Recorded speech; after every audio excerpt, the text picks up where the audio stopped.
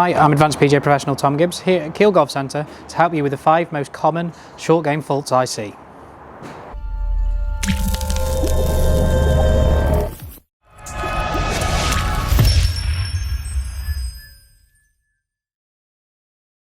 Short game is a massive part of golf. Up to 65% of shots can be played within 100 yards of the hole. So it's a part of golf we really need to get right. And it's part of golf that I see a lot of shots wasted by amateur golfers. So with these 5 most common faults that I see being identified and the tips to help you improve them, this can really help improve your golf game. The first most common fault I see is people setting up to short shots, chips and pitches like they would for a full swing. So this means feet are wide like the full shot. This allows them to create lots of speed and power. That's going to send the golf ball a long way. It's also going to make it hard to control distances that are under a full swing. So what I want you to do, we're going to get your feet closer together. So for shorter chips and pitches, it's going to be at about a club head's width. Longer pitches, a little bit wider. This is going to help you to control that speed and power, control that distance, and hit better chips and pitches. Fault number 2 is the control of the length of backswing. I see far too many people swinging all the way back, then trying to control the speed through the golf ball, or the brain kicks in, aborts, and we fall back, we hit fats and thins and generally poor shots. So we've got to control the length of backswing a lot better. To do this, I want you to use some body parts. We're going to use hips and shoulders to gauge how far that golf club is going back. So I want you to practice on the driving range, just having some hip to hip swings. Make a note of how far that ball goes. You can use it on the golf course. Do it with different wedges, you'll get different distances. Then I want you to do the same with shoulder to shoulder. This is going to give you a reference point for distances. If it's in between distances, you can gauge it between the hips and the shoulders, but it's going to make life a lot easier. Also, something that will help is to practice in front of a mirror or video yourself so you can see just how far that golf club's going back. You might be surprised how far it's going back when you think you're just using a small swing. So just to recap, I want you to practice hip to hip swings, shoulder to shoulder swings, make a note of the distances, use it on the golf course, and it'll help improve your short game.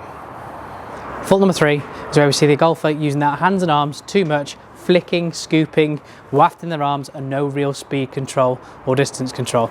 This would look something a little bit like this. Okay, it's very inconsistent. It's not going to help us with our short game. We're going to see a lot of poor shots. So we're going to change the focus of what you think about. We want to think about the chest, where that chest is going during the backswing and the follow through. So we want to turn the body back and through. This is going to help us control the speed better. We're going to get better strikes. We're going to become a much better short game player. So this is how it should look. Set up, chest pointing to the golf ball, backswing, chest going to point away, and then through towards your target. Let's have a go. Fault number 4 is similar to fault number 3, but it's so common I had to add it in as a separate one. It's the scoop. Too many people try and help that ball up in the air and it doesn't help, okay? The more we try and help the golf ball up in the air, the less it'll probably go up in the air, the more frustrated we're gonna get. We're gonna hit the top of the ball, we're gonna hit fats. It's just not gonna be good for that short game. So we wanna combat that scoop, that helping the ball up in the air. So this is what I want you to do. I want you to really focus on that finish position. I want you to get to this position where tummy points to target, club points to target. If it's a longer swing, the club will go further through, but that tummy is going to be pointing towards target. If we get there, we're less likely to scoop, less likely to try and help the ball up in the air, and we can use the loft on the club to get the golf ball up in the air. With our wedges, we've got lots of loft. We need to trust it, turn through, let the club do its work, and send the ball up into the air. So let me hit one and show you the finished position I want you to get into. So we finish here, we let the club do its job, and we'll hit a lot better pitch and chip shots. Tip number 5 is to do with the equipment that you use. Too many people have a massive gap in loft between their pitching wedge and their sand wedge.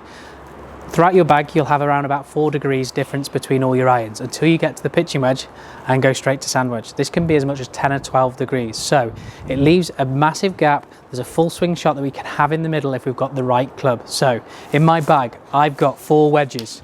I've got pitching wedge, I've got a 52 degree gap wedge, 56 degree, and a lob wedge at 60 degree. That means I've got about 4 degrees difference between all my wedges. It gives me more options, helps my distance control. I can play a lot better short game shots because of it, and I can lower my scores. So make sure you plug that gap between pitching wedge and your sand wedge.